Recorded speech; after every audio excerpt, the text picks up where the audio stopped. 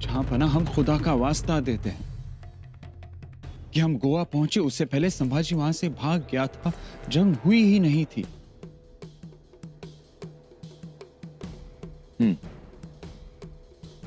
तो हमारे ये 70,000 सिपा सलार कैसे मारे गए हैं?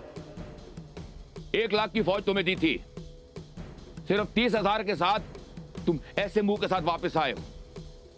इसका मतलब क्या हुआ कि तुमने मुगलिया सल्तनत का नुकसान किया है।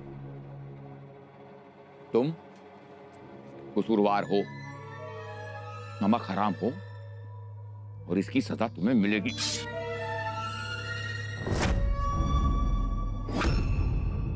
अबूजान, जहांपना, अबूजान, एक दुश्मन का खत आता है, उस संभा का खत आता है, लेकिन आपको उस पर यकीन है। पर आपका बेटा, आपकी अपनी औलाद आपसे कह रही है कि वो बेकसूर है, आपको वो झूठ लगता है? हाँ, यकीनन झूठ लगता है। अबूजान, मैं मानती हूँ कि 70,000 की फौज मर गई, लेकिन आपका बेटा जिंदा वापस लौटा है, और वो जिंदा बेटा आपके हाथों से मरे, इसीलिए ये फरेबी खत।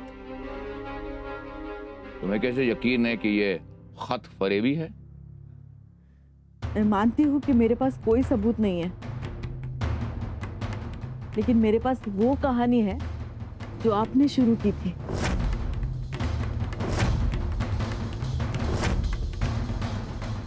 क्या? अबूजान, याद कीजिए, याद कीजिए। ऐसा ही एक झूठा फरेबी खत आपने लिखा था भाईजान अकबर के नाम, और जानबूझ के वो खत अपने राजपूतों के हाथ लगने दिया।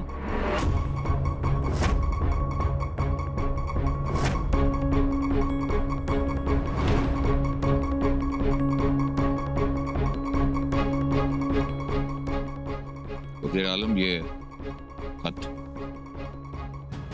जी जहांपना, शहजादे अकबर के नाम। जो हुक्म जहांपना, मैं यह खत शहजादे अकबर तक पहुंचा देता हूं। नहीं, यह खत शहजादे अकबर तक नहीं पहुंचाना चाहिए। यह खत राजपूतों तक पहुंचना चाहिए। राजपूतों के खेमे में किसी राजपूत सरदार के हाथ यह खत लगना चाहिए, वो भी आज रात। इंतजाम करो। जी। अब हम देखते हैं कि कौन बागी अकबर का साथ देता है और शहजादा अकबर कैसे फतेह हासिल करता है। जीनत, जो राजपूत भाईजान के लिए जान देने के लिए तैयार थे, उन्हें गद्दार समझकर उन्हें छोड़कर चले गए। शमशेर तो आपने उठा ही नहीं, लेकिन फिर भी भाईजान हार गए। शहजादी, खुदा के वास्ते चुप रहिए। नहीं अबूजान, हम चुप नहीं रहेंगे। बेचारे हारे हुए भाईजान सहारा ढूंढते ढूंढते दक्कन आ पहुंचे, संभा की पनाह में।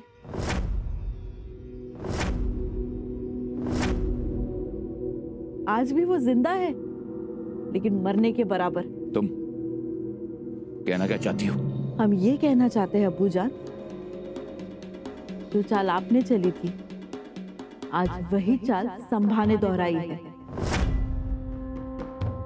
हमारा यकीन करें, ये खत फरेबी है। संभा हर हाल में आपके साथ खेल खेल रहा है।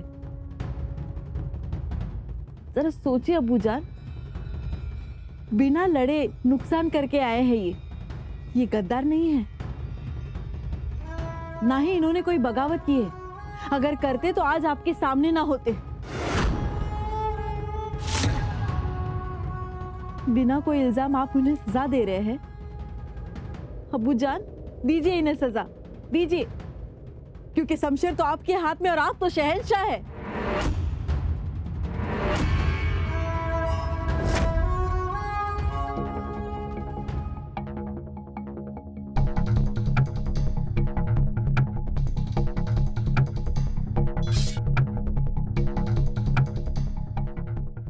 शुक्रिया अबूजान।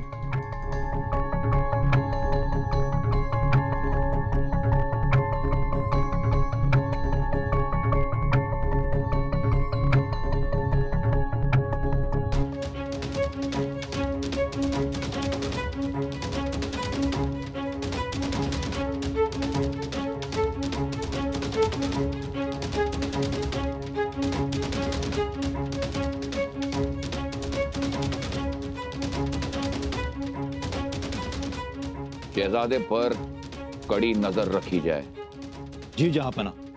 और इसकी मुहिम की अच्छी तरह से तहकीकात की जाए। जी। अब संभा को उसी की जुबान में जवाब देंगे। वजीर आला, संभा की फौज में जितने ऐसे सिपाही हैं जो आपको लगता है कि बगावत करेंगे, उन्हें यहां फौरन पेश किया जाए।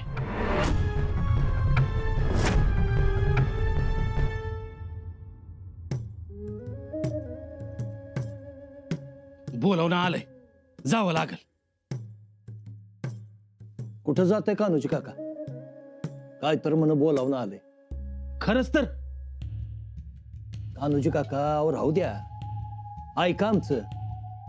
हे बघा, आमची सगळी भिस्त तुमच्यावर आहे आणि तुम्ही जर असं धरसोड करायला लागला तर कसं जुळायचं सांगा?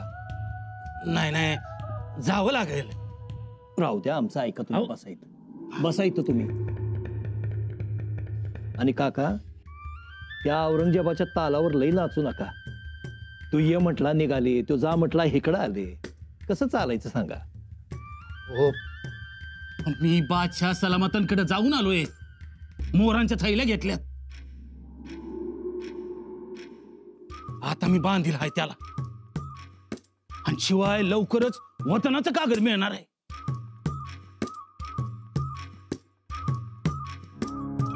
वतनाचं कागद? कान्होजी काका, वतन घ्यायचं पण ते शंभू राजांच्याकडनं घ्यायचं। ह्यो बादशाह कोण आला टिकोजीराव आपल्याला वतन देणारा? ह्यो काय आज हाय उद्या नाही। तुम्ही कोणत्या भ्रमात आहे कान्होजीराव? तुम्हाला काय वाटतंय त्या औरंगजेबाच्या वरवंट्याखाली स्वराज्य राहील? राहणार तर। आणि कान्होजी काका, आपण कशासाठी आहोत?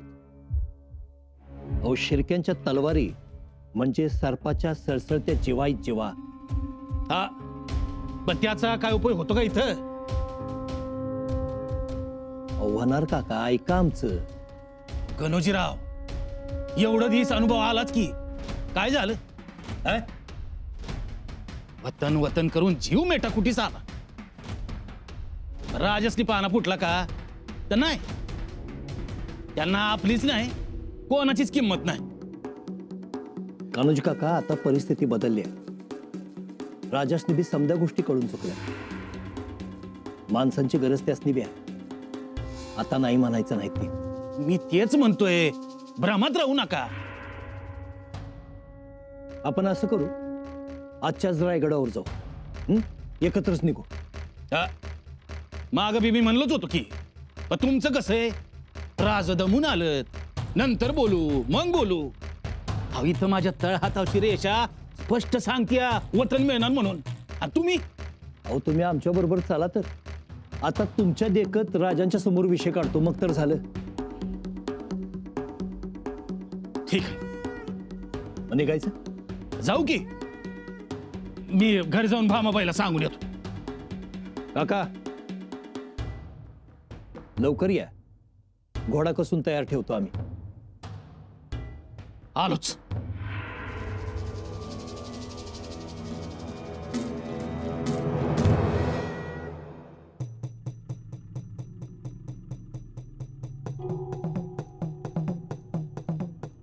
तसंच थांबा, तुम्हाला काजळची तीट लावते।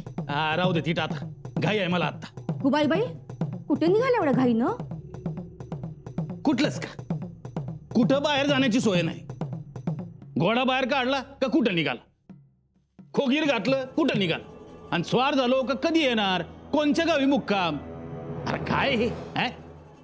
मग विचारायला नको? ही बायको आहे तुमची लग्नाची। मग सगळं सांगूनच जातो ना व। अहो, जात होता, पण आता बिनबोबात जाणं सुरू झालं आहे ना। मी काय म्हणते, असली कसली कामं चालली आहेत तुमची? हा, जरूर काहीतरी गडबड आहे. हे कोणी ठरवलं? ठरवलं म्हणजे कशाला ठरवायला पाहिजे? तुमच्या हालचालीवरनं ठरवते मी. तुम्ही कुठं जाणार, कोणत्या दिशेला जाणार ते, आणि तुमच्या डोळ्यावरनं ओळखते मी. मी काय म्हणणार ते. काय म्हणणार आहे? काय म्हणणार म्हणजे तुम्ही आता थापा मारणार आहात. अरे मी काय थापा मारणार आहे का? थापा मारूच नका, तुम्हाला थापा पचत नाहीत. हे बघ, भांडत बसायला वेळ नाही मला. गणोजीराव वाट बघतात तिकडे माझी. रायगडाला चाललोय. हा, येतो. अहो थांबा थांबा थांबा, तुमची दृष्ट काढते. दृष्ट? होय मग. हो, रायगडाचं नाव तुमच्या मुखात आलं, किती आनंद झाला मला. अगर रायगडाचं नाव तर हमेशा माझ्या तोंडी असतं. हा, येतो. या लवकर. हा.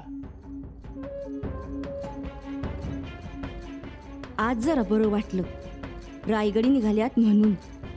असाच रायगडाचा लळा लागावा, पाचारवर भक्ती बसावी, रायगडाच्या सावलीतनं फिरावं. मला तरी दुसरं काय पाहिजे?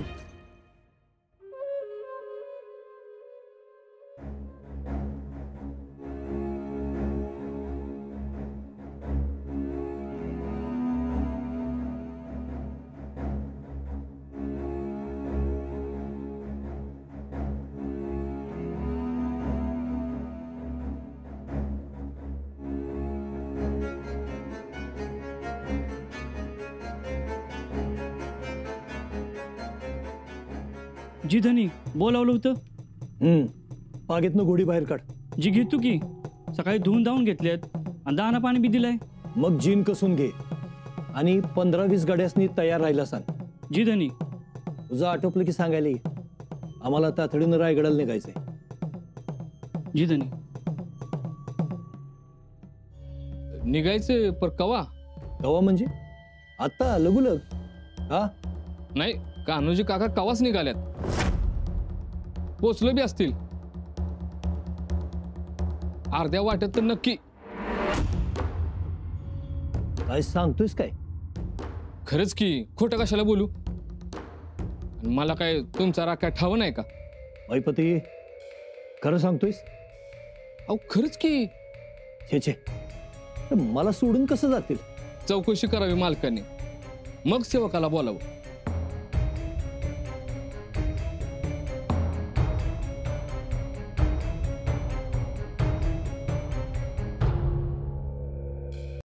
कान्होजी काका, कान्होजी काका, काकी साहेब. अगं बाई, तुम्ही बसा, या, मी आले. कान्होजी काकासनी म्हणावं तयारी झाली असली तर लगुलग बाहेर या. कसली तयारी? अहो हे आवरून सावरून घोड्यावर खोगीर घालून कवाच तुमच्याकडे गेल्यात? माझ्याकडे? होय तर. अहो आज मी ही केळीची पानं आणायला गेले होते. मौसूद भात बनवला होता, यासनी आवडती म्हणून भोपळ्याची भाजी बनवली होती. मासा तळते म्हणले तर नकोच म्हणले. म्हणजे न जेवता गेले का काय? नाही म्हणाले. अहो तुमच्या बरोबर रायगडावर जायचे म्हणले. येळ नाही. हो नाही म्हणेस तोवर घोड्यावर बसलं बी आणि गेले बी. पण माझ्याकडे तर आले नाहीत. अहो असं कसं होईल? आता हाय का? अहो त्यांचीच तर वाट बघतोय मी. हवा आईच्यान सांगते तुमच्याकडेच गेलेत तर. माझ्याकडे नाही. अहो मग गेले तरी कुठे म्हणायचं? मालक, मालक. काय रे मैपती? मालक, माझी खबर बरोबर आहे. कान्होजी काकांनी गाव सोडलं. गाव सोडलं? हा, गावची येस ओलांडताना लोकांनी बघितले त्यांना. याचा अर्थ एकटेच गेलेत का? अहो पण गेलं तरी कुठं? जिथं जायला नको होतं तिथंच गेले. कान्होजी काकांनी हे बरं केलं नाही.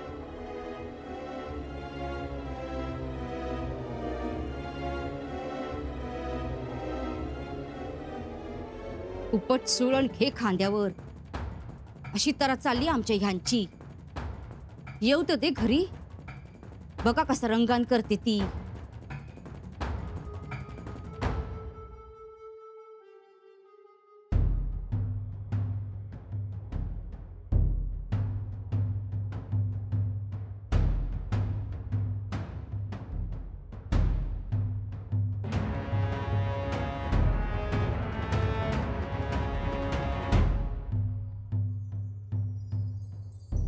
छत्रपती संभाजी महाराज यांच्या सेवेशी सरदार गणोजीराव शिर्के यांचा शिरसाष्टांग दंडवत. पत्र घाईत लिहित आहे.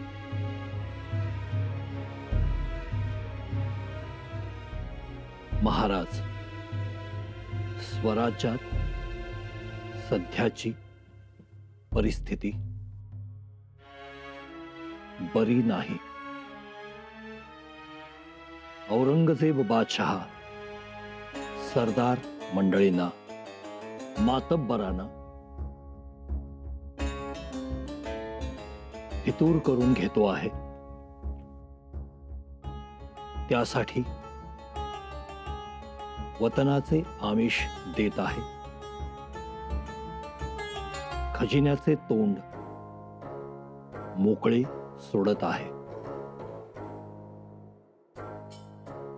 त्यामुळे लोक चढले आहेत. त्यांच्या वागण्याचा धरबंद सुटला आहे. सरदार बादशाही खिदमतगारीसाठी शिबंदीसह जाण्याची चिन्हे दिसत आहेत.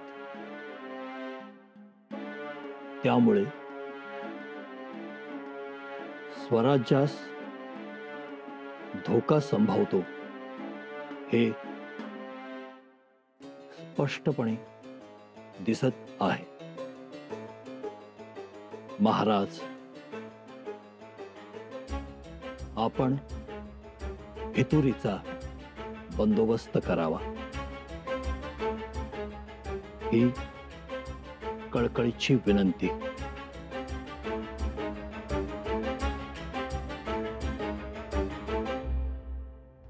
महाराज, म्हणतात ना, म्हातारी मेल्याचं दुःख नाही, पण काळ सोकावतो. काळ सोकावू देऊ नका. कोणत्याही क्षणी मला हाक मारा. शिर्क्यांच्या हजारो तलवारी तुमच्यासाठी उठतील हे आई शिरकाईचं स्मरण करून सांगतो. लेखन सीमा, सरदार गणोजीराव पिलाजीराव शिर्के.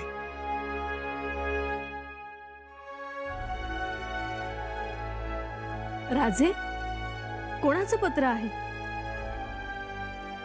गणोजीरावांचं पत्र. दादासाहेबांनी पत्र लिहिलंय.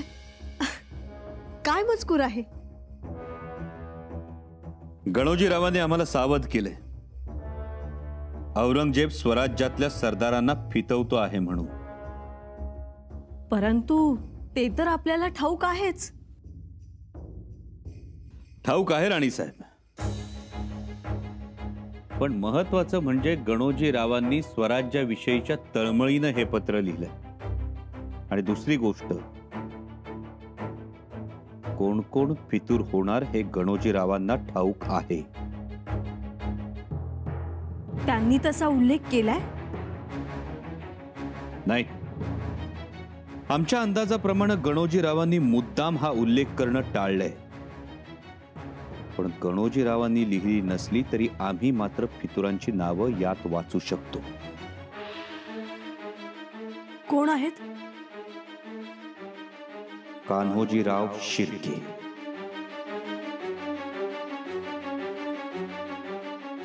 कान्होजी काका?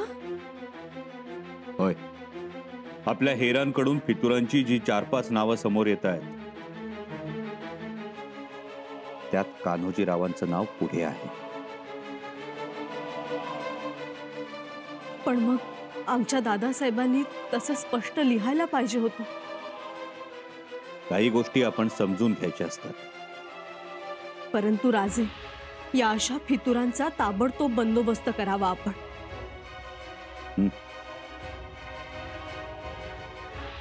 येसू हे एक मोठंच आव्हान असणार आहे आमच्या समोर. एकाच वेळी बाहेरच्या आणि आपल्याही माणसांशी लढण्याचं.